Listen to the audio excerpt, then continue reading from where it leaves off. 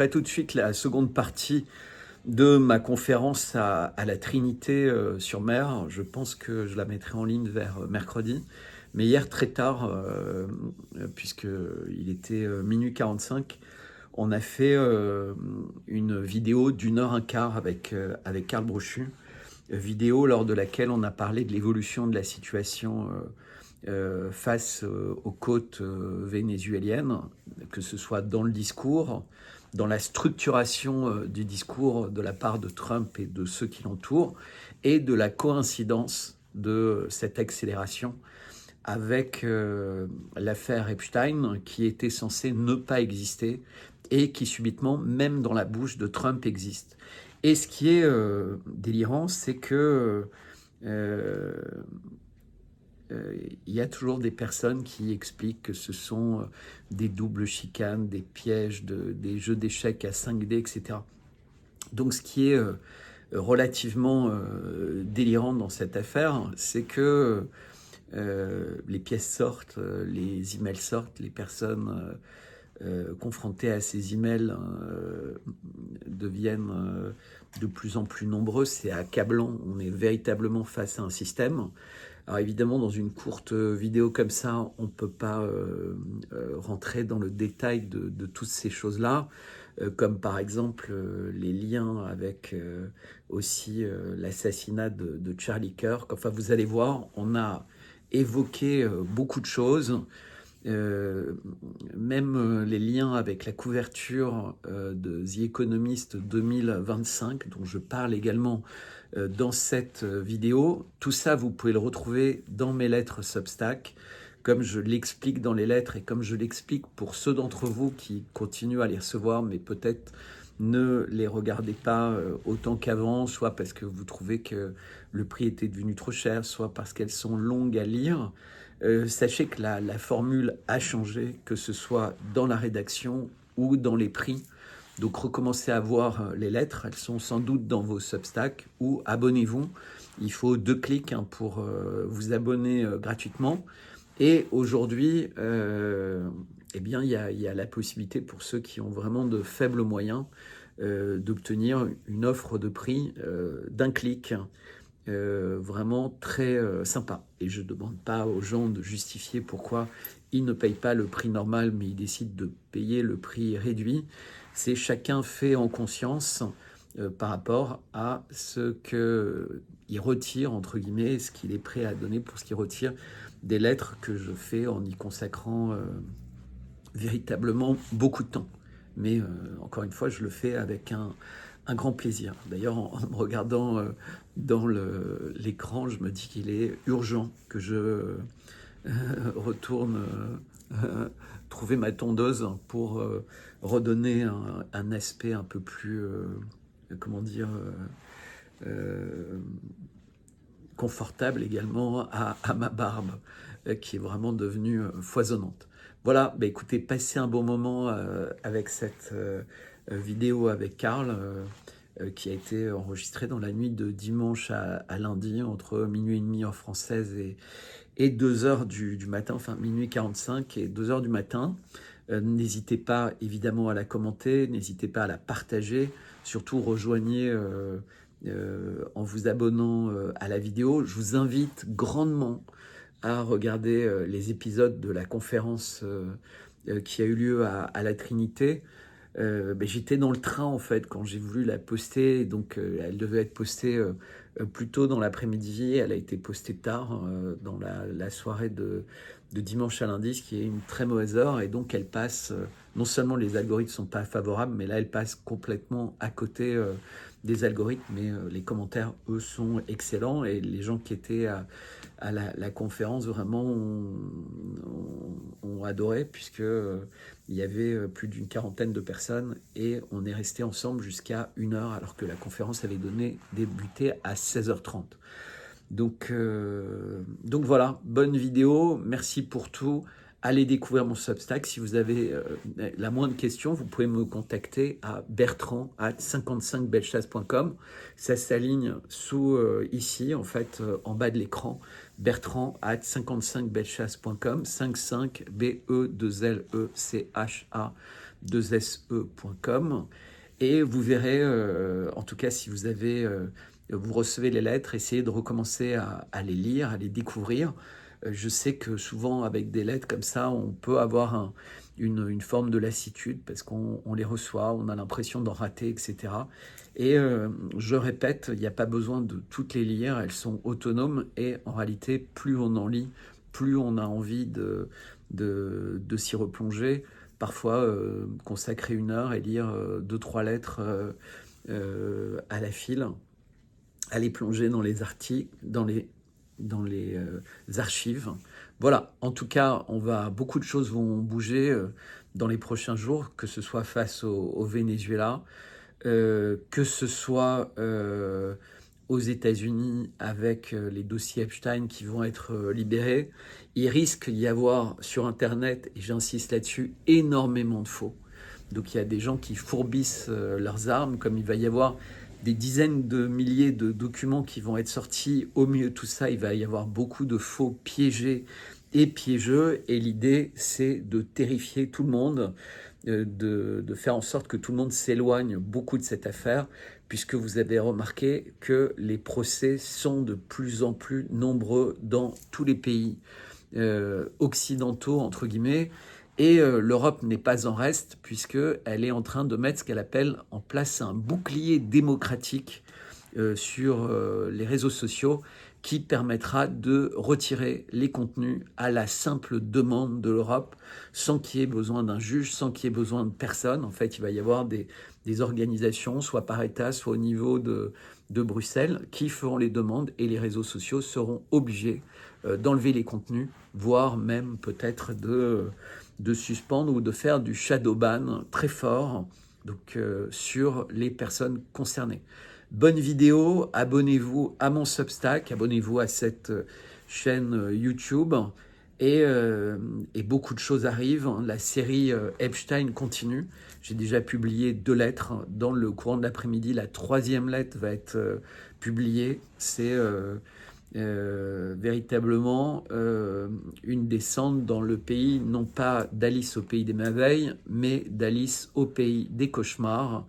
Et vous verrez à quel point beaucoup de choses sont liées, beaucoup plus intimement qu'elles en ont l'air. Aujourd'hui, il y a de plus en plus de liens qui montrent que la France est impliquée, à quel point Hollywood est impliqué, à quel point les législateurs sont impliqués, des juges, des consultants, des lobbyistes, des ONG, et surtout, invariablement, énormément de choses ramènent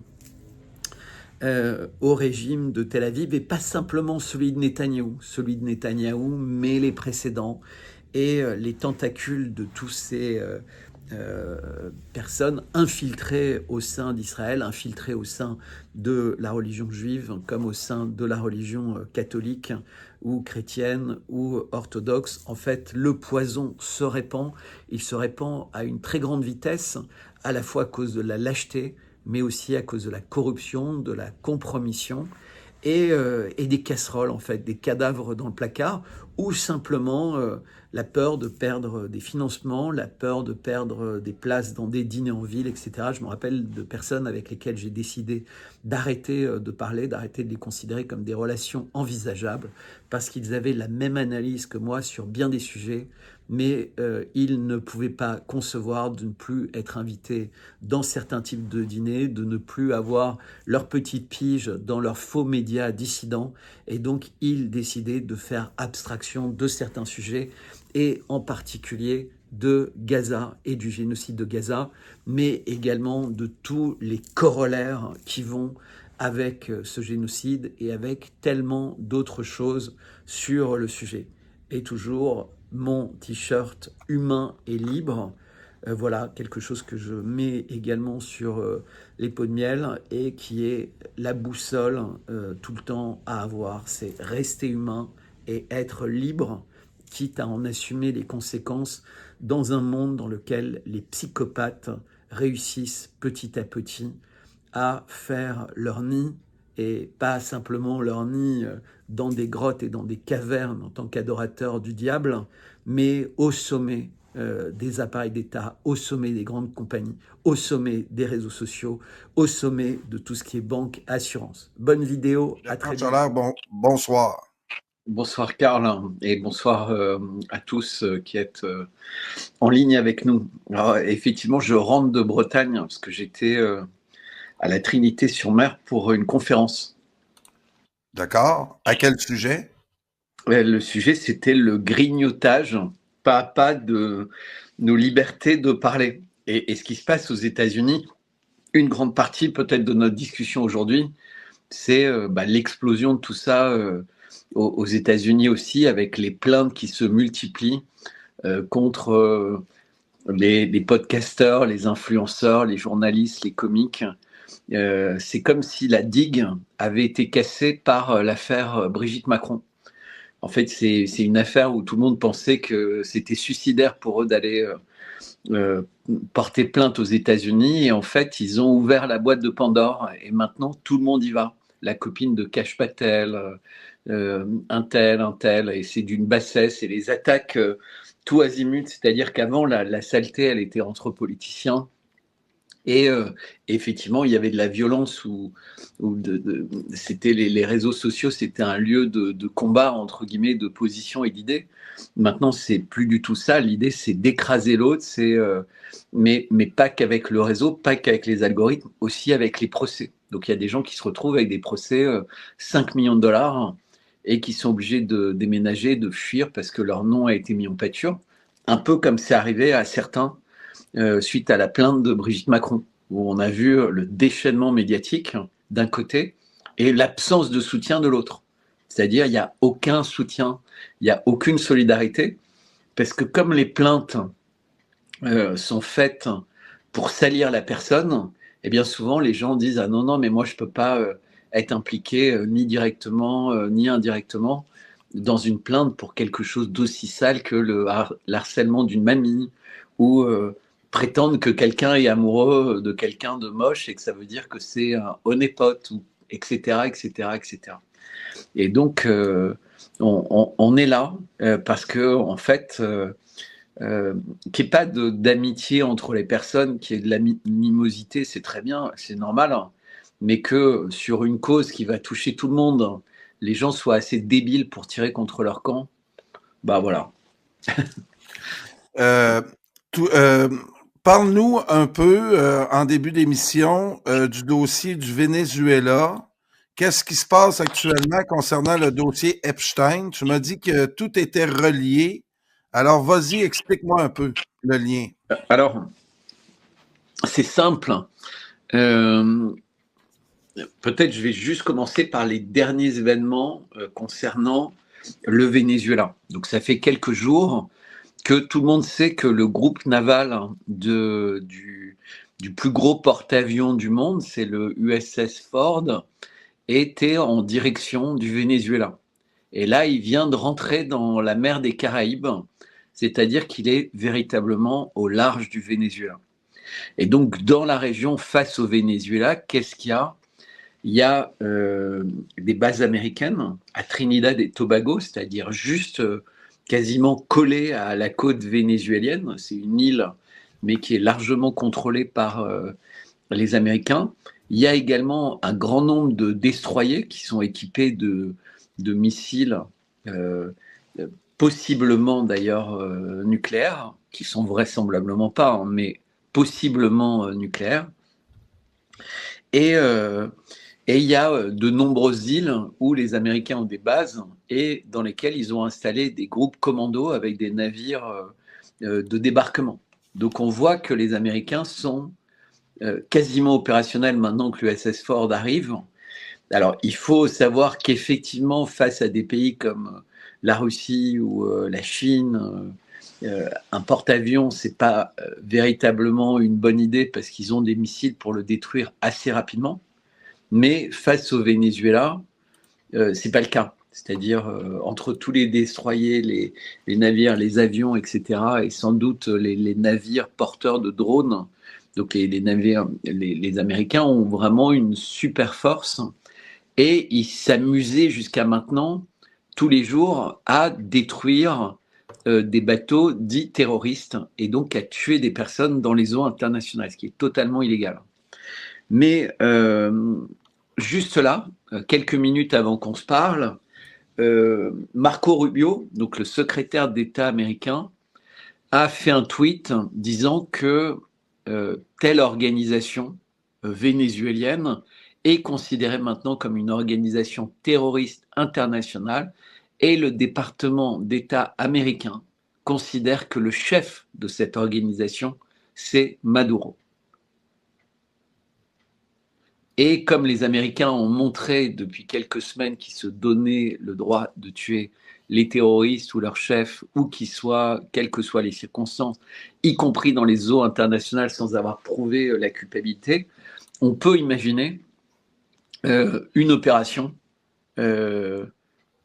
ciblée, entre guillemets, pour essayer de tuer Maduro et d'organiser le changement de pouvoir au Venezuela, puisqu'électoralement, ça n'a pas marché. Ils n'ont pas réussi à faire des révolutions de couleur, ils n'ont pas réussi à corrompre, entre guillemets, des proches de Maduro. On avait vu qu'ils avaient essayé de corrompre un de ses pilotes d'avion pour que le pilote, une fois que Maduro était dans l'avion, aille à un endroit où les Américains l'auraient cueilli. Et donc là, on voit qu'ils en sont à la dernière extrémité et ça va très vite. Pourquoi ? Parce qu'en fait, le 18 novembre, il y a un vote aux États-Unis qui a été obtenu, entre autres, par deux congressmen républicains qui sont Marjorie Taylor Greene et Thomas Massie, qui étaient en fait pratiquement les deux personnes qui me donnaient le plus envie de croire en Trump. Parce que pendant l'élection, la campagne précédente, on avait cru qu'avec Ron Paul et Elon Musk, ils étaient des gens qui avaient de l'influence sur Donald Trump, plus que les Ted Cruz, Rubio et autres. Bon, bah, on voit qu'aujourd'hui, ce sont devenus les ennemis de Donald Trump. Il les traite très mal. Pourquoi ? Parce que ce vote, s'il a lieu au Congrès, obligera Pam Bondi, le FBI, etc., à libérer tout le dossier Epstein. Donc l'enjeu est énorme pour Donald Trump. Si le 18 novembre, il y a un vote en faveur de libérer l'intégralité des dossiers, il pourrait être très mal parce que ce qui se passe depuis quelques jours, c'est que les dossiers commencent à sortir. Il y a eu 20 000 documents qui sont sortis. Et c'est du House Committee, c'est-à-dire un comité du Congrès qui est pas du tout démocrate contre Trump. C'est juste des personnes qui ont un dossier entre les mains et qui constatent que ce dossier, contrairement à ce qui a été affirmé par Kash Patel, par Pam Bondi, par Donald Trump et plein d'autres, montre que l'affaire Epstein est énorme et qu'elle continue à prospérer. Et il y a même des documents qui semblent impliquer Emmanuel Macron dans les documents qui sont sortis. Alors 20 000 documents, évidemment, il faut un peu de temps pour les analyser. Mais ce qu'on a vu tout de suite, c'est dès que ces documents ont commencé à sortir, Trump, qui affirmait depuis des mois qu'il n'y avait rien, d'un seul coup a dit finalement il y a quelque chose et je vais demander à Pam Bondi et au FBI d'investiguer Clinton, etc., etc., etc. Et dans le même temps, il ressort toute une affaire pour dire le Russiagate, c'était Obama. Mais tout ça, on sait qu'Obama était impliqué, on sait que les Clinton peut-être sont liés à cette affaire, il y a beaucoup de bruit. Mais pourquoi est-ce que Trump, depuis si longtemps, dit qu'il n'y a rien, et subitement, quand il commence à y avoir des preuves qu'il n'y a rien, dit non, non, il y a quelque chose, mais c'est les autres. Parce que soit il n'y a rien, soit il y a quelque chose. Et donc là, il a menti à tout le monde. C'est devenu clair. Mais un policier quelconque, quand quelqu'un lui dit non, non, mais monsieur le policier, il n'y a rien, c'est aussi une manière, tu sais, c'est le dilemme du prisonnier, que les démocrates entendent qu'il n'y a rien et que tout le monde se dit bah, génial, on est solidaire de Trump, il ne va pas nous balancer, on ne va pas le balancer. Donc tous les gens liés à l'affaire Epstein, c'est-à-dire beaucoup de monde, et on va sans doute rentrer dans le détail dans la suite de la conversation, auraient pu rester silencieux. Sauf qu'il y avait quelques-uns, plus honnêtes que les autres, qui se disent non, s'il y a de la pédophilie, s'il y a du viol de jeunes femmes, s'il y a du trafic d'organes, s'il y a de l'influence avec Israël ou avec des lobbies présents dans le pays qui font que les Américains, les représentants américains ne placent pas l'intérêt du peuple américain avant l'intérêt d'un État du Proche-Orient qui s'appelle Israël, on a besoin de le savoir. Et comme on sent au fur et à mesure des mois, au fur et à mesure de cette affaire, qu'elle déborde très largement de la traite de jeunes filles. Ça va bien au-delà. C'est une industrie de la corruption, mais qui existait avant. Et d'un seul coup, il faut recommencer à étudier quel est le profil de Epstein. Et on voit que le profil d'Epstein est très similaire au profil d'Emmanuel Macron. C'est quelqu'un qui vient de nulle part et qui, pendant toute sa vie, va être pris en main par des milliardaires pour avoir une fonction très importante.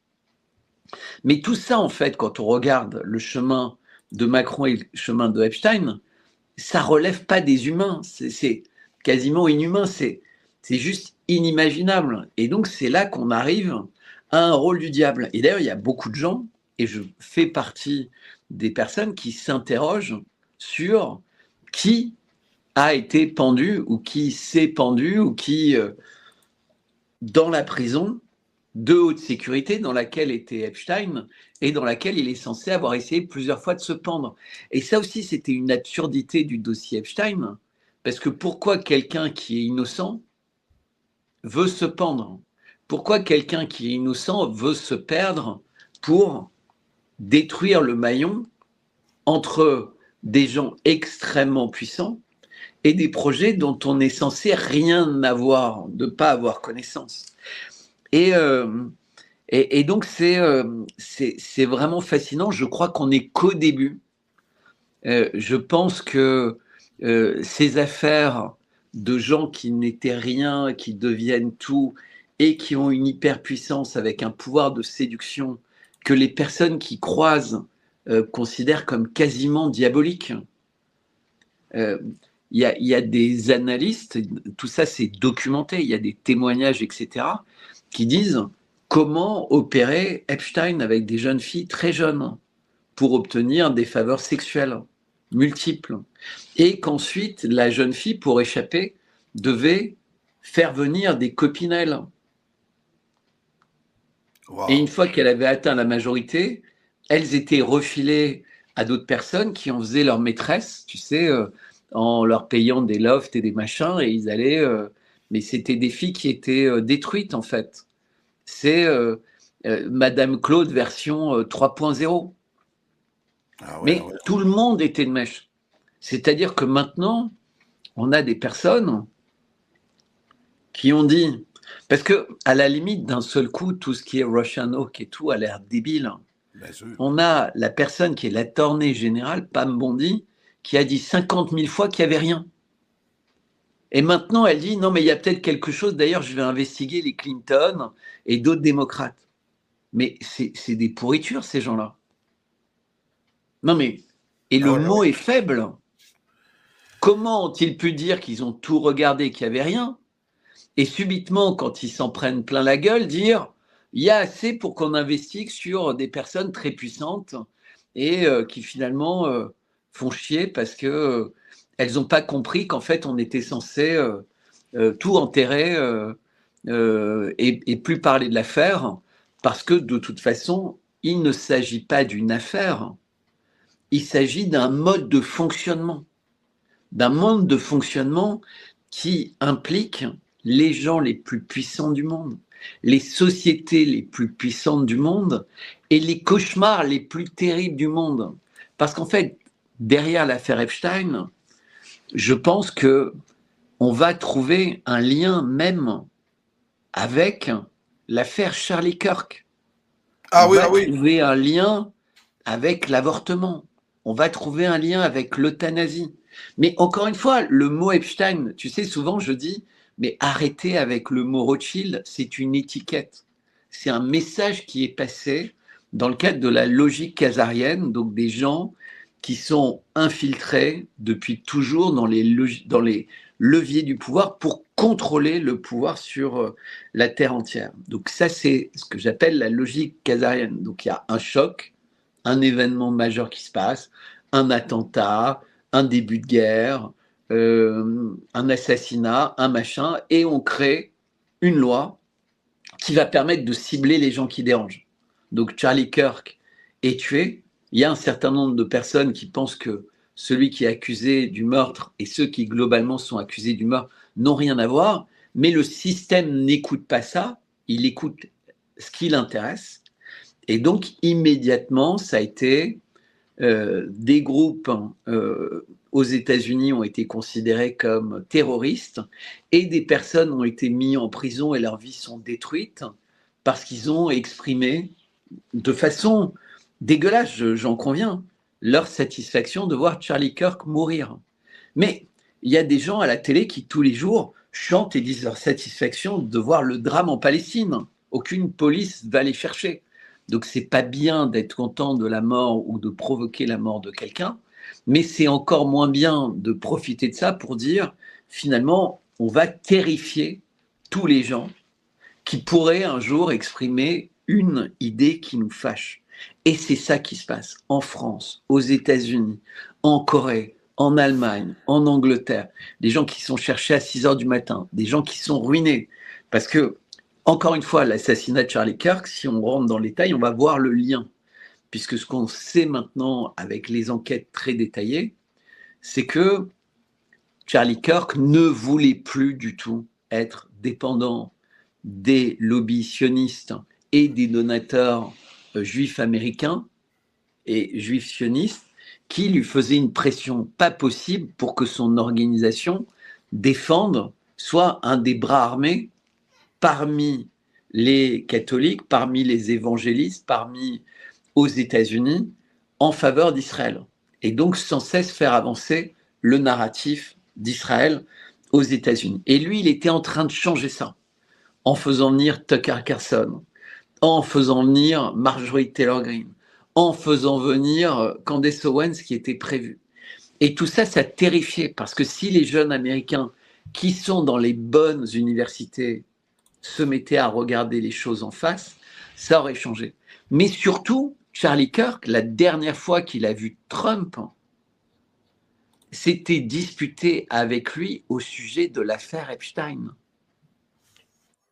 Charlie Kirk était en train de demander à Trump, avec qui il avait un contact direct, en lui disant « Je ne peux pas comprendre, c'est aux Américains de décider s'il y a quelque chose dans le dossier Epstein ou pas. C'est pas à Pamandi, c'est pas à Kash Patel, c'est pas à toi, tu dois le montrer aux Américains. » Et ça a été oublié. Ah oui. Et tout est lié. Parce qu'on a des preuves de conversation entre Epstein et Ehud Barak, qui était à l'époque le premier ministre israélien, et Epstein lui donnait des conseils sur la manière avec laquelle s'exprimer ou faire de la pub, etc., etc. Epstein, c'était quelqu'un qui avait tous les contacts dans la presse, qui avait tous les contacts dans le cinéma, qui avait les contacts dans l'art, dans la politique, etc. Cette personne qui venait de nulle part a eu exactement la somme du parcours d'Emmanuel et Brigitte Macron. Il s'est retrouvé prof des enfants des gens les plus puissants des États-Unis. Il s'est retrouvé l'ami des milliardaires les plus importants des États-Unis, à gérer leur fortune. Macron était chez Rothschild. Brigitte Macron, après avoir quitté l'école dans laquelle elle a rencontré, en faisant du théâtre, Emmanuel Macron, s'est retrouvée professeure dans une école parisienne très prestigieuse, à tel point qu'elle était la professeure des enfants de Bernard Arnault, le Français le plus riche du monde, un des hommes les plus riches du monde. Comment tu peux avoir été, entre guillemets, viré d'une école et de te retrouver promu dans une école encore plus prestigieuse, encore plus élitiste, dans laquelle, évidemment, aucun parent ne veut que ses enfants soient confrontés à une prof qui a une affaire avec un enfant encore plus jeune que leurs enfants. Et pourtant, ça s'est passé. Dans quel monde ça se passe, à part un monde où c'est le diable qui tire les ficelles? Dans aucun monde. Dans aucun monde. Parce que même des parents qui ne sont pas forcément très sains, aucun ne veut que les enfants soient confrontés à ce genre de réalité, entre guillemets. Parce que ce n'est pas une réalité acceptable. Ce n'est pas une réalité qui est faite pour un monde normal.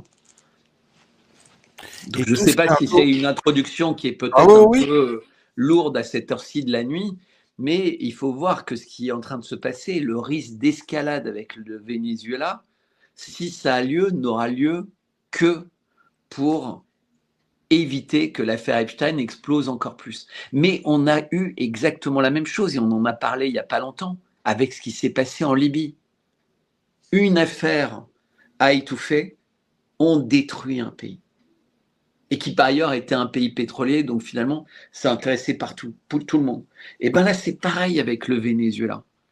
Et les Chinois et les Russes, évidemment, comprennent ce qui est en train de se passer. Mais ils comprennent aussi que Trump, entre guillemets, il est capable de ça, même si les autres lui disent « le fais pas », comme un espèce de coup de poker suicidaire. Et toute la machine est en train de se mettre en place à dire que Maduro, cette fois, il n'est pas simplement le chef d'un État dans lequel les trafiquants prospèrent, etc. Il a été présenté aujourd'hui, alors que tout se resserre dans l'affaire Epstein, comme le leader d'un des pires mouvements terroristes du Venezuela. Il n'est pas le président d'un pays dans lequel ça prospère, il est le chef. Et évidemment, on décapite toujours le chef. Mais ça, c'est officiel. C'est-à-dire que c'est les États-Unis s'autorisent maintenant, un peu exactement sur le modèle iranien, pas iranien, israélien vis-à-vis de l'Iran, vis-à-vis du Liban. Les Israéliens se sont permis de tuer des chefs religieux, de tuer des chefs militaires, d'États avec lesquels ils n'étaient pas en guerre, où ils étaient en cessez-le-feu, etc. Puisqu'ils n'ont jamais dit qu'ils étaient en guerre avec le Liban. Pourtant, ils ont tué Nasrallah à Beyrouth, ils ont tué un général Niforoucham iranien qui était avec Nasrallah ce jour-là et plein de monde, et ils ont fait les attentats au Péjar. Et en ce moment, on a des scandales énormes où on découvre que les grandes sociétés américaines, pour ne pas citer leur nom, je ne vais pas donner le nom des grandes sociétés technologiques américaines, avec des créateurs d'app israéliennes, ont trouvé des moyens d'être mis dans les téléphones des plus grands fabricants de téléphones au monde de façon industrielle, de telle sorte que même si toi tu achètes le téléphone et tu veux enlever l'app, à chaque fois que tu remets à jour le téléphone, l'app est remise et l'app est capable d'être un cheval de Troie pour d'autres applications sans même que tu apprennes qu'elles ont été mises là. C'est un scandale énorme. Tout ça, ça démarre aujourd'hui, en même temps que je te parle. Tout est totalement délirant. C'est-à-dire qu'on a ce petit pays avec des relais tentaculaires partout qui est possiblement dans tous les téléphones du monde. C'est pour ça qu'il y avait ce clin d'œil de Xi Jinping en offrant au chef d'État coréen, il lui a offert des téléphones Huawei, et les deux étaient d'accord pour dire que c'était sans doute les téléphones les plus sûrs du monde. Parce que contrairement à l'image d'Épinal, les Chinois ne font pas ça.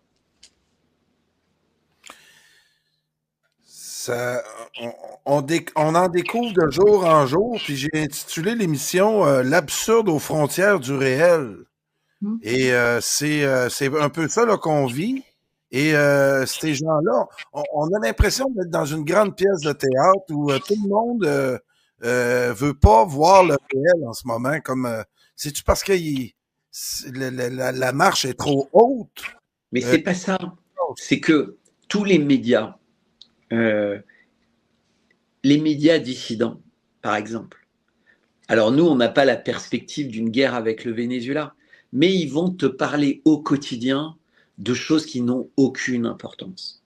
Ils vont te parler de Ursula von der Leyen, de Callas, de machin, de plein de petits trucs. Et surtout, tout ça aura toujours le côté les immigrés, les immigrés, les immigrés. Ah oui. Et donc, toutes ces affaires-là qui touchent, entre guillemets, leur sponsor numéro un, c'est-à-dire que les gens qui veulent créer ce chaos, donc on revient toujours à la même pieuvre, évidemment, ils ne vont pas parler de ça. Et c'est comme ça que tu détectes tous ces gens que j'appelle les marchands du temple depuis si longtemps. Ils ne veulent jamais parler de ces sujets-là. Et d'ailleurs, ils sont infiltrés, souvent de façon visible, en fait, comme un éléphant dans un magasin, par des gens au sein de leur rédaction, directement ou indirectement, qui sont connus pour être les gardiens du temple du arrêter de dire du mal de la seule armée morale du monde et la seule démocratie du Proche et Moyen-Orient et le pays dont les habitants ont tellement souffert depuis la nuit des temps. Et donc, circuler, il n'y a rien à voir. Il n'y a pas d'affaire Epstein, il n'y a aucun doute sur qui a tué Charlie Kirk, il n'y a aucune relation entre ces applications dans les téléphones de pratiquement le monde entier et une intention d'Israël de lister toutes les personnes pour savoir qui est dangereuse. Parce qu'on avait quand même découvert qu'ils espionnaient les chefs d'État. On avait découvert avec le truc Pegasus, etc. Et là, maintenant, on a les mêmes sociétés qui étaient derrière tout ça, qui sont en train de gérer les bases de données des militaires, Ah oui. leur système d'emailing, leur système de communication, les bases de données de la santé, etc. Mais on vit dans un monde de malades mentaux. Et Bertrand, je l'ai dit que l'État profond va se régler éventuellement entre anglo-saxons. Puis on regarde qu'est-ce qui se passe actuellement aux États-Unis où on la dénonce, l'État profond, puis on n'a pas peur de la nommer. Je vais te parler de deux personnages. Cette dame-là que tu nous as parlé, on va l'écouter une minute parce que elle aussi, c'était une partisane de Trump qui espérait voir aboutir Mais le comme toi et dossier. moi. Mais Hein? comme toi et moi, Karl. Écoutez-les bien, elle. And the shame falls on the people in power over the past several decades that protected the monster, Jeffrey Epstein, and his cabal that continued a nightmare. Those people deserve the shame. And today we are coming forward and we are going to fight like hell for these women because we have to fight like hell for those that are enduring sexual abuse and are living in a prison of shame. Anyone that is being abused, it is not your fault. You should live with no guilt or fear or shame. All of the fault belongs to the evil people that do these things to the innocent. This is the most important fight we can wage here in Congress, is fighting for innocent people that never receive justice. And the women behind me have never received justice. And do you want to know why? It's because Jeffrey Epstein somehow was able to walk among the most rich, powerful people, not only in America, but foreign countries. Voilà, résume un peu ce que tu viens de dire. Alors je vais dire, il y a beaucoup de choses que je pourrais dire sur l'affaire Epstein, mais que je ne dis pas là à l'écran, parce que je suis en train de faire une série de lettres. Il va y avoir 7 lettres en tout, sur justement l'affaire Epstein et ses liens avec tout. Et évidemment, comme n'importe qui, tu vois, il y a beaucoup de choses que je ne veux pas révéler comme ça. J'ai besoin qu'aussi les gens, tu vois, respectent le travail. C'est parce que ça fait très longtemps que je travaille là-dessus. Mais comme d'autres choses sur lesquelles je travaille, eh bien, en ce moment, pour la première fois, les gens sont prêts à l'entendre. Puisqu'avant, dans la campagne, on comptait sur Trump pour faire ce travail, puisqu'il l'avait annoncé. Depuis qu'il est arrivé, il a réussi à réduire au silence tout le monde et les gens ne voulaient plus véritablement entendre parler de ça. Et il y avait une forme de maladresse à en parler. Et là, au cours des derniers jours, en fait, il y a une petite fissure qui s'est ouverte. Et donc, je considère que c'est le moment. C'est le moment où ça fait une semaine que j'ai commencé la série de lettres. Là, demain, il y aura la 3e lettre. Et elles sont importantes. Et vu les réactions des gens qui les lisent, vous allez beaucoup apprécier ce travail. Et voilà, c'est peut-être une bonne manière de décider de rejoindre les lettres, d'autant que j'avais toujours du mal à dire je vais solder les lettres, etc. Et j'ai trouvé un moyen pour que tout le monde puisse vraiment devenir abonné à mes lettres. C'est petit 1, il y a l'abonnement au tarif normal. Voilà, il ne change pas. Il y a un abonnement réduit pour des gens qui ponctuellement ont une difficulté, donc j'ai réduit. Voilà, ceux qui ont les moyens payent l'abonnement plein tarif. Je fais confiance à tout le monde, tu vois, comme dans une église où les gens prennent un cierge. S'ils prennent le cierge à 10 euros, ben, ils peuvent le payer 10 euros. Mais s'il n'y a pas de moyens, comme c'est un prix conseillé, ben, l'église est ravie qu'ils mettent 5 euros. Sachant qu'il y a aussi des cierges à 5 euros dans une église ou des cierges à 2 euros. Mais peu importe, en fait, tu ne juges pas les gens sur ce qu'ils pensent être raisonnable pour eux à dépenser. Et j'ai fait une offre symbolique à moins de 40 euros par an. Donc, vu le nombre de lettres que je produis, ça ne fait pas beaucoup la lettre, puisqu'il y a à peu près, il y a plus de 320 lettres dans une année. Donc, ça ne fait même pas quelques centimes pour une lettre, qui sont des lettres, tu t'en as lu beaucoup, donc tu sais de quoi il s'agit. Et voilà, et donc je suis content parce qu'il y a quelques personnes, depuis que j'ai mis ça en place, qui sont ravis, en fait, parce que parfois, ils me demandaient des abonnements gratuits, ce que je leur donnais volontiers. Et là, cette fois, ils se disent non, là, je peux le faire. Mais d'autres continuent à me demander des abonnements gratuits parce qu'il y a des personnes, et je comprends très bien, où même 37 euros par an, c'est trop. Et donc, moi, ça ne me pose aucun problème de continuer à donner des abonnements gratuits. Tout ça pour dire qu'il y a cette série. Alors, il y a des personnes qui disent tout le temps, mais oui, mais ils demandent, ils réclament, etc. Petit 1, quand on a eu le procès, les 10 prévenus, il y en a 2 qui ont eu des petites cagnottes, entre guillemets, rien à voir avec ce qu'il fallait pour couvrir les frais d'avocat, c'était Aurélien et moi. Aucun grand média, aucun n'a aidé à ce qu'on lève de l'argent pour les médias. Alors qu'on voit à chaque fois qu'il y a quelqu'un qui a des problèmes pour racisme ou pour vandalisme ou pour machin, alors là, c'est des dizaines de milliers d'euros, des centaines de milliers d'euros qui arrivent, compte tenu du préjudice qu'il va vivre. Parce qu'il y a plein de choses qui se passent quand on a une accusation comme celle qu'on a. Il y a le financement des avocats, tout le temps qu'on va perdre pour se défendre, et toute la salissure sur notre vie qui va changer notre vie. C'est vraiment un ensemble de choses. Voire même, on risque d'être condamné, pas parce qu'on a fait du mal, mais parce qu'on est allé sur un terrain dans lequel on voudrait nous interdire d'aller, et ce qui aura des conséquences, encore une fois, sur le futur de l'humanité et des enfants, si on a l'interdiction de parler et d'enquêter. Et donc, ce sentiment d'abandon qu'on a eu, on s'est battu, de toute façon, parce que c'était juste triste de remarquer que personne n'était là pour nous soutenir. Donc, ok, ça c'était bien, pendant 3 ans, un peu comme toi, tout ce que tu fais, tu vois, on est content, je demandais rien. Là maintenant, j'ai mis ça en place.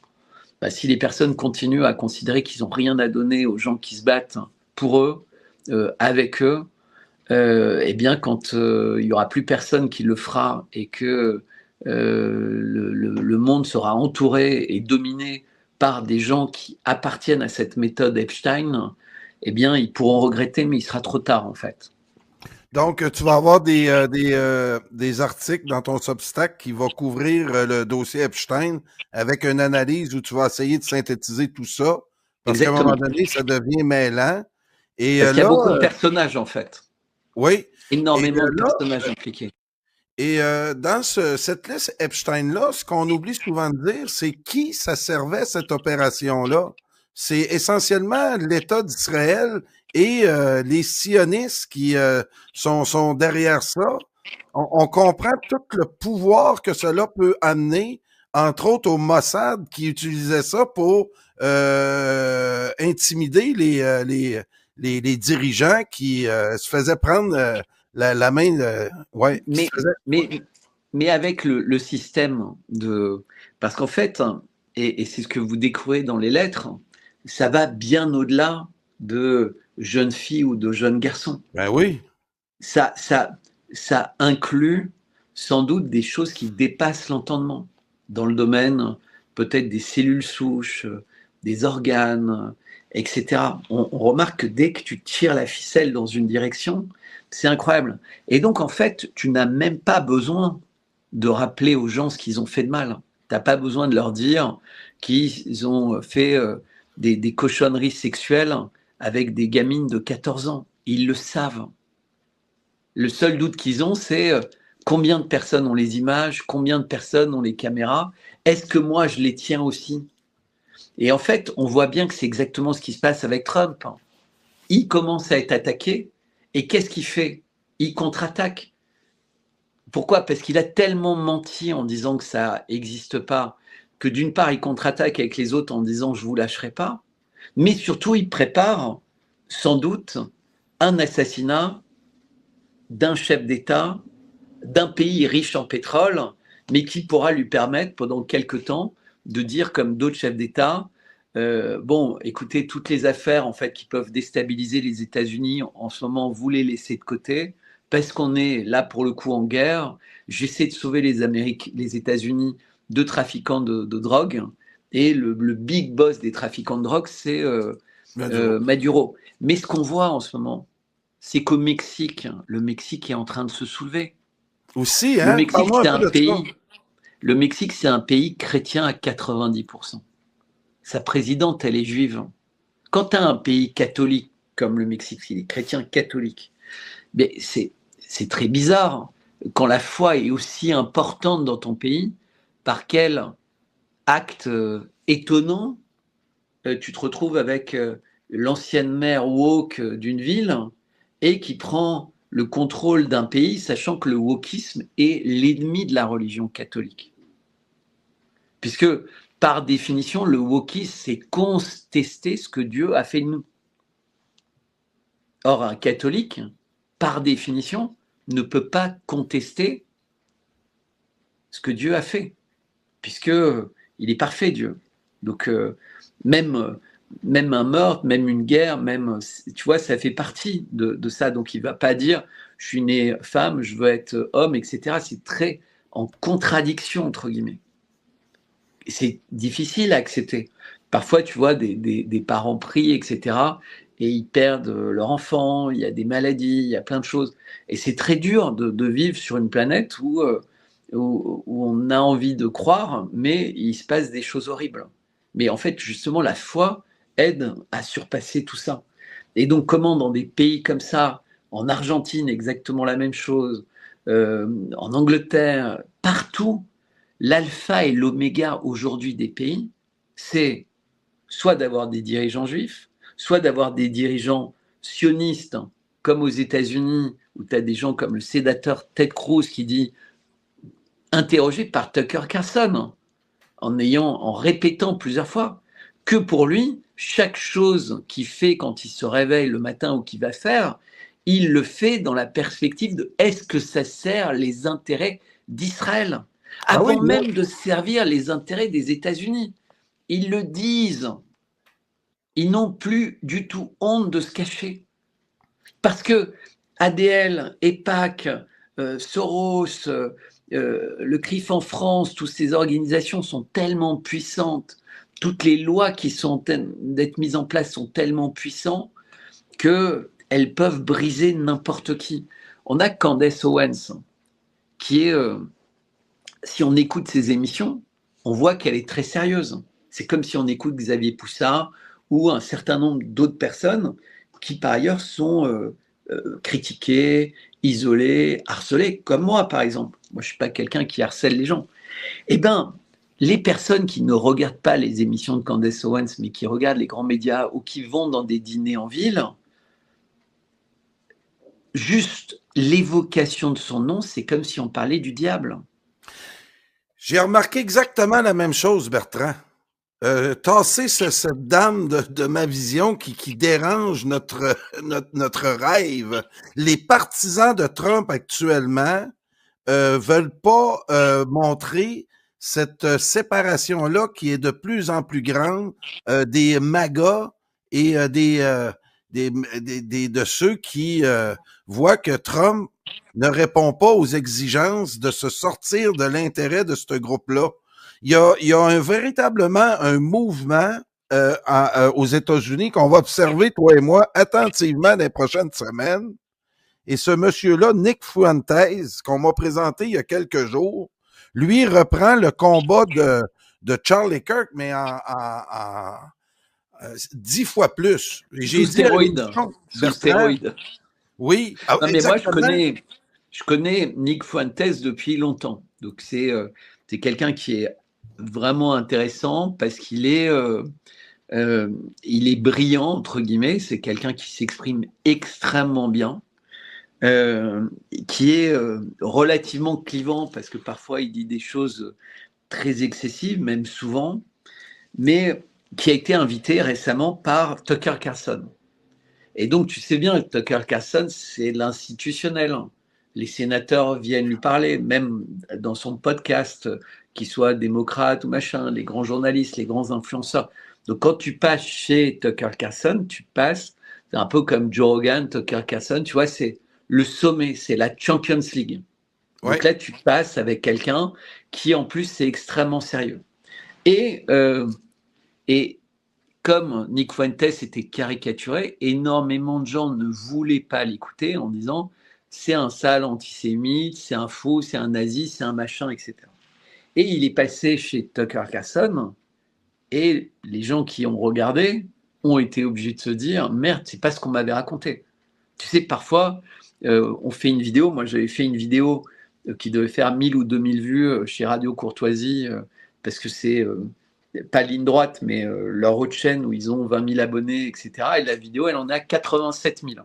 C'est-à-dire, elle a commencé 5 000, 10 000, 15 000, 20 000. Parce que c'est une chaîne qui n'est pas tassée algorithmiquement. C'est pas comme ta chaîne ou la mienne. Donc, les vidéos ont une vraie vie. C'est-à-dire, il n'y a aucun algorithme qui est fait pour les empêcher d'exister. Pas encore.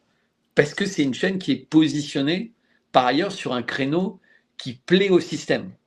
J'en ai déjà parlé. Elle est très à droite, très sur, tu vois, des théories qui ne sont pas du tout les miennes, mais en tout cas, je pouvais dire ce que je voulais, donc je suis allé. Et les gens disaient, mais c'est fou, j'aurais jamais cru que Bertrand était capable de s'exprimer clairement, de parler clairement des choses, vu tout ce qu'on m'avait dit. Il faut regarder les commentaires, les centaines de commentaires. Oui. Il y a plus de 1000 commentaires. Donc, et tous vont dans le même sens. Qu'est-ce qu'on m'a raconté? Ce que je vois, c'est absolument l'inverse. Et donc, j'ai eu subitement, y compris sur ma chaîne YouTube, une petite augmentation, entre guillemets, du nombre de personnes qui se sont abonnées alors que ça stagnait depuis 2 ans, c'est-à-dire des personnes de l'extérieur. Parce qu'en fait, si tu ne vas pas à l'extérieur de ce que tu es, tu ne grandis jamais, tu n'es jamais exposé à d'autres personnes. Tu es comme dans un tout petit silo. Et c'est pour ça qu'en fait, les noms sont invisibilisés. Toi, tu remarques que tu as aidé beaucoup de personnes à un moment où ils avaient envie d'exister, mais ils ne te renvoient jamais la fleur. Des gens que tu as invités, qu'un jour ils ne voulaient plus, mais ils ne te retweetent jamais ou ils ne reprennent jamais la moindre de tes vidéos en disant donc, ça développe petit à petit parce que tu as des invités qui te ramènent aussi des personnes, mais pas si vite, entre guillemets, par rapport à d'autres chaînes qui explosent complètement. Et donc, Nick Fuentes se retrouve avec Tucker Carlson, ça fait des millions de vues, et Nick Fuentes dit quelque chose qui est hyper important, très synthétique, très simple à comprendre. Trump a été élu en 2016 sur l'idée de America First. Oui. America. Pas Israel First, pas American First. America First. Et les gens n'ont pas vu la dérive. Il n'a pas dit Make America First Again. Il a dit Make America Great Again. Ouais. sous réserve que ça fasse plaisir à Israël. Parce que ce changement de nom permet la politique qu'il mène aujourd'hui, qui n'est pas du tout une politique pour les Américains, puisqu'il n'investit pas dans les hôpitaux, il n'investit pas dans les routes, il n'investit pas dans les écoles, il investit en rien. Au contraire, il dit il faut continuer à avoir des centaines de milliers de Chinois qui viennent pour dépenser des fortunes dans nos universités. Mais ce que ça veut dire aussi, c'est qu'ils viennent, ils vont devenir plus intelligents, ils vont partir. Donc c'est du court-termisme, entre guillemets. Ce que les gens qui ont voté pour MAGA voulaient, c'était que Trump dise on va construire des écoles, on va recruter des professeurs, on va refaire les routes, on va refaire des ponts, on va refaire tout ça. Et petit à petit, c'est les Américains ou les émigrés aux États-Unis, leurs enfants, qui iront en majorité dans les universités et pas 80% de gens qui viennent de l'étranger. Et encore une fois, moi, ça ne me pose aucun problème que des Chinois, des gens du monde entier aillent faire leurs études aux États-Unis. De toute façon, ça ne me concerne pas, je ne suis pas américain. Mais il a trahi toutes les logiques, en fait. Il ne s'intéresse qu'à financer. Depuis 2022, les Américains ont donné plus de 160 milliards à l'Ukraine. Alors évidemment, ils récupèrent, puisqu'ils récupèrent avec des terres, tu sais, les fameux contrats que Trump a signés pour avoir des terres rares, etc. Et maintenant, pour les armes qui arrivent, c'est les Européens qui doivent les payer avant qu'elles soient livrées. Donc, ils proposent le menu d'armes disponible, Zelensky choisit, semble-t-il, il y a des gens autour de lui qui prennent une partie de l'argent, et les Européens payent. Donc ça veut dire que les Américains vendent plus cher des choses obsolètes dont ils ne veulent plus, et les Européens payent très cher des choses qu'eux-mêmes auraient pu fabriquer et vendre, mais en fait, le système fait que ça doit passer par les États-Unis. Sinon, les États-Unis disent si ce n'est pas nous les grands vendeurs d'armes, on n'en vend plus du tout. Donc voilà, comme les Européens veulent absolument que la guerre continue, ils sont obligés de tomber dans ce traquenard. Et là, Zelensky se retrouve dans une affaire de corruption. Son plus proche collaborateur est soupçonné d'être à la tête d'un détournement d'au moins 100 millions sur une affaire d'énergie, de réparation, d'installation énergétique. Donc c'est sur une affaire. Des affaires, il y en a sans doute des dizaines ou des centaines. C'est la pointe de l'iceberg. Voilà, la pointe de l'iceberg. Eh bien, le président polonais, hier, est arrivé à son secours de Zelensky et autres en disant dès que Zelensky est arrivé au pouvoir, je lui ai dit fais attention, les Russes vont créer des affaires de corruption qui pourraient te salir, protège-toi de ce risque. Sous-entendu, tu es victime des Russes. Wow. Et ils sortent tous le même message.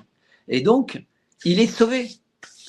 Il a été attaqué par les Russes qui ont créé une fausse affaire de corruption ou qui ont envoyé des honeypots russes, pour reprendre le truc des honeypots, tu vois, des femmes fatales qui ont, comme faisait le KGB, comme faisait, etc. Mais en tout cas, ça veut dire que Zelensky, au pire, est victime d'une opération russe. Comme l'affaire Brigitte est une opération russe, comme l'affaire Epstein qui ressort est une opération des Clinton et d'Obama, rien à voir avec le fait que tous les documents disent l'inverse. Mais en fait, on vit dans un monde où, comme les gens fonctionnent par chapelle, si un jour ils aiment Trump, ils se disent « je dois l'aimer toujours ». Et même si son comportement est irrationnel, je dois continuer à l'aimer. Le nombre de mails que je reçois de gens qui m'expliquent, qui ne comprennent pas comment je ne comprends pas à quel point Trump est intelligent et qui fait des échecs 5D, etc. Et j'ai beau leur expliquer, mais les rares personnes au sein du Parti républicain qui ne sont pas corrompues par les PAC, puisque les gens sont persuadés que Trump est sur le point de lâcher Israël. Et je leur dis, les seules personnes autour de lui qui ne sont pas financées par Israël, il est en train de vouloir les détruire. Donc, avec qui il se battra contre Israël s'il détruit les seuls qui ont montré que dans toute leur carrière, ils se battaient contre l'État d'Israël actuel et ses méthodes. Et tu vois ce que je veux dire? Bien sûr. Puis, Ça n'a pas de sens, c'est pas logique. Mais il y a un blocage de logique. exactement. Et quand il est question des sionistes et tout l'État profond, très difficile de pointer ou nommer le réel. Et Nick Fuentes, j'aimerais que tu me fasses une comparaison parce que j'ai écouté quelques émissions, puis je suis content que tu me dises que tu le connais bien, puis que ça fait longtemps que tu le suis. Parce que moi, j'ai écouté je te dirais des passages, j'ai l'équivalent d'environ 15 minutes. Puis parler de l'État d'Israël et des sionistes, j'ai dit à une autre émission que Alain Soral avait l'air d'un homéopathe à côté. Est-ce que je me trompe? Peux-tu me faire le parallèle entre les deux? Je pense que Alain Soral est vraiment quelqu'un qui connaît très bien son sujet. Oui. Il a une vraie maîtrise, une profondeur. C'est quelqu'un d'intelligent, c'est quelqu'un de cultivé, c'est quelqu'un de bien entouré. Mais c'est aussi quelqu'un qui sait à quel point il doit être prudent parce qu'il n'est pas américain, il n'est pas aux États-Unis. Et le premier amendement n'est pas là pour le protéger dans son expression. Voilà. Nick Fuentes, il est un observateur, il a une connaissance très fine des mécanismes actuels, des enjeux actuels, il a une compréhension de ça, mais c'est surtout quelqu'un qui a une éloquence incroyable. Et il parle et tu l'écoutes. Ah oui, il parle, tu l'écoutes. Ouais. Et il a quelque chose, mais surtout, son combat, avant d'être un combat contre un tel, pour expliciter ci ou pour expliciter ça, il est le combat que devrait être celui de tous les êtres humains de la Terre. Il est pour la liberté d'expression totale. Et c'est ce que les Américains ont, ça s'appelle le premier amendement. Et donc lui dit, moi je m'en fous de vous faire plaisir, je m'en fous que vous pensiez que je suis ceci ou cela, je veux pouvoir le dire à ma manière, quitte à choquer, etc. Parce que c'est ça le premier amendement. Et donc, il va très loin, ce qui lui donne une forme de notoriété, mais il est la personne la plus bannie de tous. Il est banni de partout. En fait, tu le vois parce qu'il est chez Tucker Carlson et l'émission de Tucker Carlson n'est pas encore sautée, mais si lui crée une chaîne, elle saute directement. Il n'est sur les réseaux sociaux que parce qu'il a des gens qui écoutent sa chaîne à lui, qui n'est sur aucun réseau social. Ah oui, ça, je savais pas ça. Et tout ce qu'il va dire va être repris par d'autres que lui sur les réseaux sociaux. Donc son existence n'est que le reflet de son influence sur des personnes qui prennent des petits morceaux de phrases, de vidéos, etc. Il est comme d'autres qui ont été dans la même situation, c'est-à-dire Kanye West, c'est un peu pareil si tu veux. Il est plus nulle part. Donc Kanye West n'existe que quand il réussit. Tu vois, quand il fait un scandale en allant à un défilé où sa copine enlève ses vêtements et tu as l'impression qu'elle est nue alors qu'en fait elle a un maillot de bain hyper transparent, etc., etc. Donc il va exister, tu vois, au travers de phrases, de chansons. Il est un artiste, donc il casse tous les codes. Nick Fuentes, c'est quelqu'un qui considère qu'il ne fait pas de politique, qui considère qu'il n'est pas un artiste. Il est juste quelqu'un qui est un analyste de la situation. Donc il se positionne pas comme un journaliste, parce que sinon il se contenterait. Lui, il est vraiment un analyste, c'est-à-dire qu'il prend les faits et il en analyse les conséquences. Donc il prend le dossier Epstein, il va en parler, il peut prendre l'assassinat de Kennedy, l'assassinat de Charlie Kirk, par exemple. Et c'était ce qui avait créé un conflit entre lui et Candace Owens au début. Et pour l'instant, il ne se réexprime pas là-dessus. Il n'était pas très clair. Il avait envie de croire la thèse officielle. Et donc, il y a beaucoup de gens qui ont dit, tiens, il a reçu un coup de téléphone et il a décidé que ça, c'était trop risqué pour sa vie. Et c'est possible d'ailleurs. Parce que vu que quelqu'un a été tué, tu vois, Charlie Kirk, très influent pour ça, Tu vois, quand tu dis, ben voilà, je ne voudrais pas que la prochaine balle soit pour moi. Mais en fait, il n'hésite pas quand même à aller très très loin sur ce sujet, beaucoup plus loin. Donc, il s'est disputé avec Candace Owens, mais on dirait qu'ils sont en train de se rabibocher là-dessus. Et je pense qu'il n'hésitera pas à revenir en arrière et dire je me suis trompé. Je pense que la thèse de Candace Owens que je contestais est la bonne. Et pourquoi en fait, et ça c'est très important aussi, pourquoi il disait moi, avant de me focaliser sur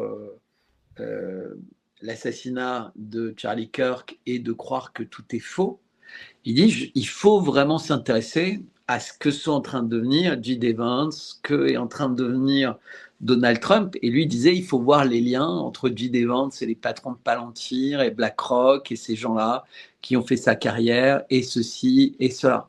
Lui disait il faut s'intéresser à Donald Trump et peut-être les liens de Donald Trump avec Erika Kirk, etc., etc., etc. Alors, juste un autre truc, peut-être, parce qu'on a dit qu'on ne faisait pas beaucoup plus du Nord, mais Oui, on peut parler un peu de la couverture de The Economist 2025. oui, la couverture. Oui, Mais parce que je dis ça, parce que en parlant d'Erika Kirk, il y a quelqu'un, moi j'ai fait pareil un texte sur cette couverture, et, et j'ai quelqu'un qui m'a fait remarquer quelque chose que j'ai trouvé assez intéressant en fait. Et je vais vous en parler en la regardant. oui, je l'ai ici, là. Donne-moi juste 30 secondes. Tout accepter. Voilà, elle est ici. Je vais la grossir. Puis ben écoute, effectivement, tu es un de ceux que la France veut entendre ton analyse de, de, de Mais j'ai galerie. écrit une lettre là-dessus, il y a Ah deux oui, en jours. plus? OK. Donc les personnes qui veulent... Non, ça, c'est pas la bonne. Ça, c'est la Ah non? 2025. C'est la 2026 qu'il faut Ah, prendre. Mais désolé. c'est intéressant. Là, vous Ah avez oui? vu, la Mais pendant que je 2025, cherche elle est l'autre, là, très vas-y. structurée, en fait. Et ça, Pendant c'est que je une cherche l'autre, vas-y. 2025. Elle est très structurée. Et les couleurs, vous voyez, c'était noir, rouge et blanc. Et vous allez voir, la nouvelle est pas du tout... pareil, c'est un rond. Mais elle est pas du tout... elle donne pas la même énergie, entre guillemets. Ah oui, là, je l'ai. Effectivement, je m'étais trompé. Bon, c'est pas grave. Les cookies. C'est parti. Là, je te la mets. J'ai la bonne. Voilà. Excusez la petite régie. Voilà.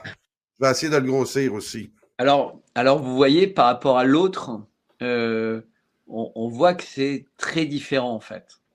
Elle est beaucoup plus lisible, elle est beaucoup plus figurative. Quelque part, elle peut rappeler, pour ceux qui avaient suivi tout ça, l'affiche des JO de Paris en 2024. Donc un ensemble, un peu un embrouillamini de personnes.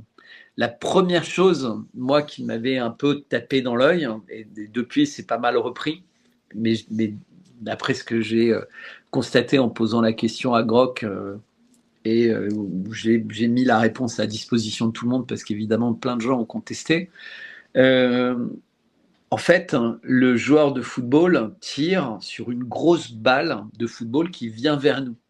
Parce qu'en fait, la Terre, c'est une balle de football. Et le dessin du mouvement de la balle depuis son pied, ça forme un cul en fait, avec le tour de cette sphère. Et le tour est plutôt comme un halo rouge. Et si tu dessines, en fait, tu vas dessiner un cul, c'est-à-dire le rond et cette espèce de petite forme en bas. Eh bien, c'est comme le bas d'un cul en fait. Tu sais, Oui. la lettre Q. Et donc, ce qui est un clin d'œil, entre guillemets, qu'évidemment, les gens de Q sont très friands, mais parce qu'ils ne comprennent pas l'image, en fait. Ils ne comprennent pas à quel point ça, c'est un piège, entre guillemets.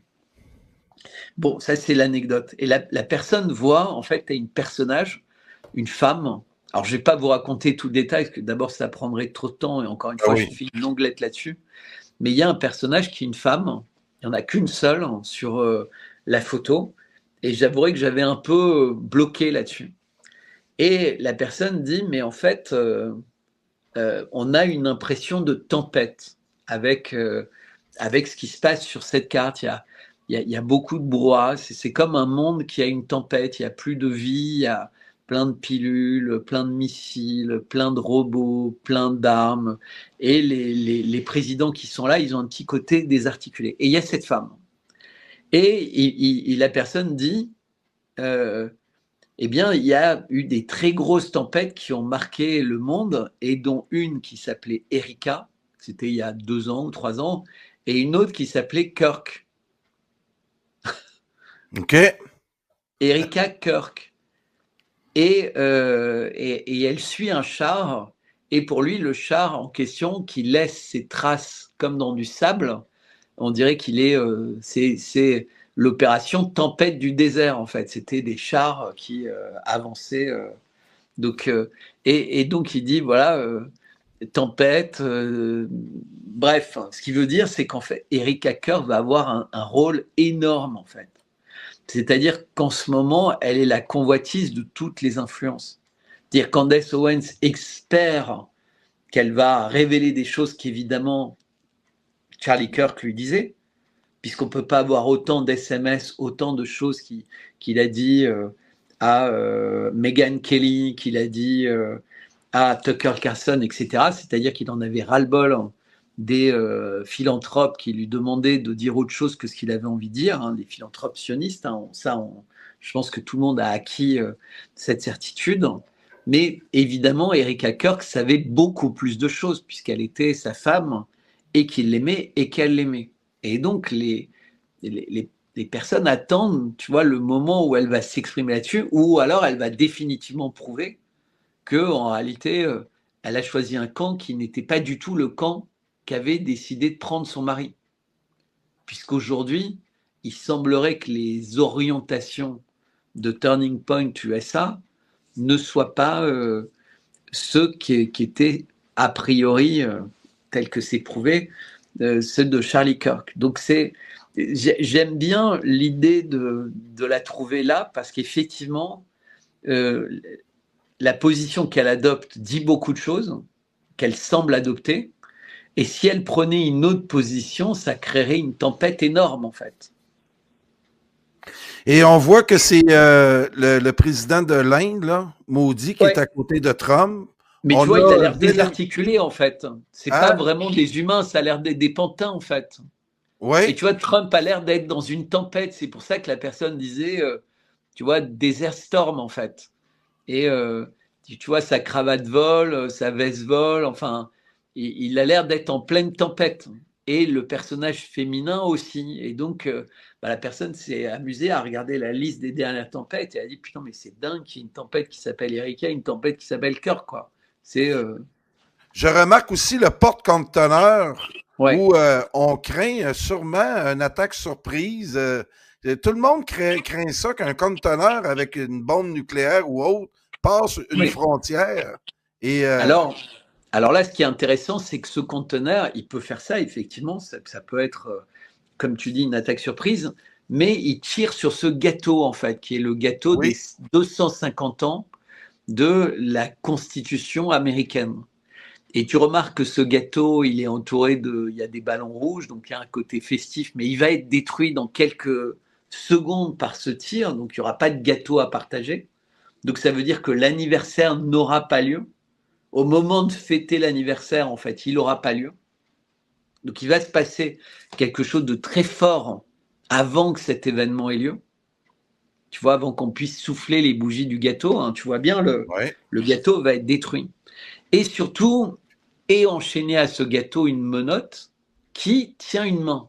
Et par ailleurs, il y a des bombes autour.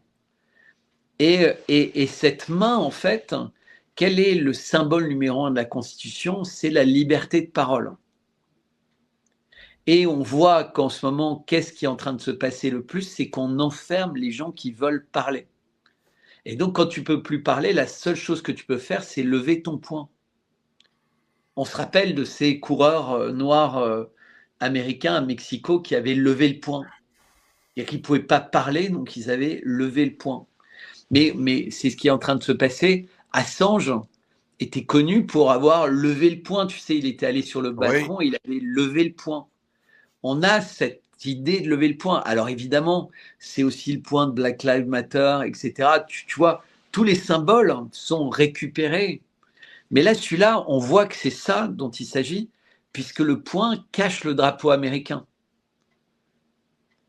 Tu vois, c'est Ah comme oui, s'il effaçait ce que sont les États-Unis, c'est-à-dire qu'emprisonner ce que je considère comme la liberté d'expression, c'est faire disparaître ce que sont les États-Unis. Et puis sinon, tu as un joystick qui est connecté à un cerveau oui, humain. là, je voulais t'entendre là-dessus. Là, c'est vraiment qu'en fait, on a mis nos cerveaux en jachère, quoi. C'est-à-dire, c'est pas vraiment nous qui contrôlons le joystick. En fait, c'est le joystick qui nous contrôle. C'est l'inversion, en fait. C'est-à-dire Exactement. on a l'impression que c'est nous qui jouons, mais en fait, c'est la machine qui se joue de nous. Puis, hey, Et il y a ça, des c'est pilules très bien dit. partout. Et Il y a des pilules bleues et le rouges partout oui. dans Alors l'image. c'est intéressant parce que le personnage indéniablement important dans le monde aujourd'hui, et c'est Macron. On ne peut pas dire qu'il n'est pas important. Il est partout depuis des années. Les JO, l'incendie Notre-Dame, sur le Covid, il était au four et au moulin. Sur l'Ukraine, il est au four et au moulin. Sur Gaza, il était le premier à soutenir Israël. Sur ce qui se passe en Afrique, il est clairement, enfin, tu vois, les pays visés, c'est Mali, Burkina, etc. Enfin, en ce moment, ces pays-là sont en train d'être repris en main par des terroristes. Et bizarrement, personne ne vient, à part les Russes, à leur secours. Ça devrait inquiéter le monde entier que des terroristes soient en train de prendre des pays. Non, non, Ah mais oui. non. Là, bizarrement, ça n'intéresse personne. Parce que c'est comme ailleurs, ce sont des terroristes qui servent. On a vu à la vitesse à laquelle Jolani, même s'il est devenu Al-Shiraf ou Al-Sharif ou je sais pas quoi, est devenu un président qui est reçu à la Maison Blanche, alors sa tête était mise à prix 10 ou 20 millions il y a encore quelques mois.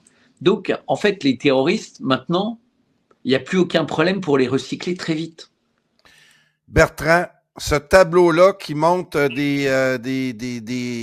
c'est-tu le dollar américain? Non, on montre des Des pièces courbes qui de se cassent la monnaie. gueule quand même. Hein. Hein? Ça se casse un peu la gueule, on dirait. Hein. Oui, on voit un tableau là, qui montre un effondrement et les épées qui entourent on Alors nous ça, parle c'est plus de l'effondrement intéressant. des monnaies. C'est quoi? Non, les épées, si tu regardes le détail, c'est une épée qui a l'air d'être une épée de corsaire et tu as une épée qui a l'air d'être une épée de chevalier. Ah Et oui. donc, on a l'impression que c'est le combat entre les puissances maritimes et les puissances terrestres. Oui, puis on le voit ici, là, avec les Vikings, là, avec Zelensky. Alors, c'est les Phéniciens. Et en fait, c'est les seuls qui ont l'air de faire la paix. En fait, ils n'ont pas d'armes, ils ont de l'huile, ils ont un bateau à voile, ils sont très écolos. Tu vois, par rapport aux gros conteneurs, tu vois, c'est un autre temps, une autre époque. Et ils sont là pour peut-être faire un clin d'œil à l'histoire ou dire qu'elle va disparaître parce qu'ils sont dans une zone de guerre. Mais surtout, en fait, ce que tu as aussi, et puis on s'arrêtera là peut-être pour Oui, oui. la description. J'invite vraiment tout le monde à aller lire la longue description que j'ai faite, mais on voit que tu as trois symboles très importants de la société américaine qui sont un bureau de vote, donc Oui. $1 et le marteau du juge en fait. Et le marteau du juge et le dollar sont fissurés. Et pour le vote, c'est une croix. Comme si une croix sur une feuille blanche. Évidemment, ce n'est pas un détail que ce soit aussi net que ce soit une croix sur une feuille blanche. C'est-à-dire, on ne sait même pas pour qui la personne vote, ça n'a pas d'importance. Il a mis une croix sur une feuille blanche, et puis les gens qui diront qui a été élu choisiront pour lui, en fait. Wow. Ben, Oui, je voulais te ce qu'on parler de voit, ça en finissant. c'est devant nos yeux. Et tu vois que le dollar est très fissuré, la justice est très fissurée, c'est-à-dire les deux gros piliers de ce qui fait nation, entre guillemets, pour les Américains, c'est leur dollar et leur système judiciaire. Hein, c'est la Cour suprême, la justice, et la tournée, etc. Enfin, c'est vraiment important pour eux. Ben, on voit que tout ça n'existe plus, en fait. C'est l'ombre de ce que ça a été, c'est des catis. Mais tu as une ambiance de maladie, une ambiance de malaise, tu as quelque chose de très malsain dans cette image que tu ressens en fait. Oui. On pourrait même presque dire que ça ressemble à une maladie. Tu sais, à un virus. Un gros virus. Tu Oui. sais, voilà, c'est l'image d'un virus ou de quelque chose qui est, tu vois, grouillant. C'est pas du tout sympathique. Voilà. Bertrand Cholard, merci de nous avoir fait. Il faut venir sur mon Substack où j'en parle de façon très détaillée, ça vous passionnera. Je vous le remets. Merci Bertrand. Si vous saviez tout ce que vous ratez en venant pas sur mes Substacks, les amis. Donc, je vais le mettre à l'écran, puis je vais inviter les gens encore une fois à t'encourager. Merci Bertrand. À bientôt. À bientôt. Merci beaucoup.